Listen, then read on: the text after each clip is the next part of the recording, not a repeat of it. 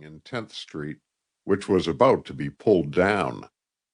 Part of the roof was gone already, and there was a 6-foot hole under the eaves. I had arranged to leave the next day, and a storage company was to call in the morning for my few sticks of furniture. I had half planned to take boat for Jamaica. I wanted to think and plan. I had nobody dependent on me, and was resolved to invest my little fortune in such a way that I might have a modest competence, so that the dreadful spectre of poverty might never leer at me again. The Eskimo dog was growing uneasy. It would run from me, looking round and uttering a succession of short barks, then run back and tug at my overcoat again. I began to become interested in its maneuvers. Evidently it wished me to accompany it, and I wondered who its master was and how it came to be there. I stooped and looked at the collar. There was no name on it, except the maker's, scratched and illegible. I rose and followed the beast, which showed its eager delight by running ahead of me, turning round at times to bark, and then continuing on its way, with a precision which showed me that it was certain of its destination. As I crossed Madison Square, the light on the Metropolitan Tower flashed the first quarter. Broadway was in full glare. The lure of electric signs winked at me from every corner. The restaurants were disgorging their patrons, and beautifully dressed women in fine furs, accompanied by escorts in evening dress, stood on the pavements. Taxicabs whirled through the slush. I began to feel a renewal in me of the old thrill the city had inspired when I entered it a younger and a more hopeful man.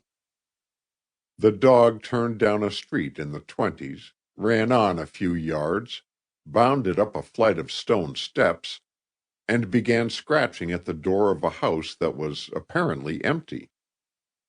I say apparently, because the shades were down at every window and the interior was unlit, so far as could be seen from the street, but I knew that at that hour it must contain from 50 to 100 people. This place I knew by reputation. It was Jim Daly's notorious but decently conducted gambling establishment, which was running full blast at a time when every other institution of this character had found it convenient to shut down. So the creature's master was inside Daly's, and it wished me to get him out. This was evidence of unusual discernment in his best friend, but it was hardly my prerogative to exercise moral supervision over this adventurous explorer of a chillier country even than his northern wastes. I looked in some disappointment at the closed doors, and turned away.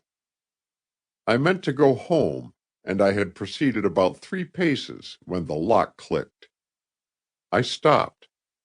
The front door opened cautiously, and the gray head of Jim's negro butler appeared. Behind it was the famous grill of cast steel, capable, according to rumor, of defying the axes of any number of raiding reformers. Then emerged one of the most beautiful women that I had ever seen. I should have called her a girl, for she could not have been more than 20 years of age. Her hair was of a fair brown, the features modeled splendidly, the head poised upon a flawless throat that gleamed white beneath a neckpiece of magnificent sable. She carried a sable muff, too, and under these furs was a dress of unstylish fashion and cut that contrasted curiously with them. I thought that those loose sleeves had passed away before the 19th century died. In one hand she carried a bag, into which she was stuffing a large roll of bills. As she stepped down to the street, the dog leaped up at her. A hand fell caressingly upon the creature's head, and I knew that she had one servant who would be faithful unto death. She passed so close to me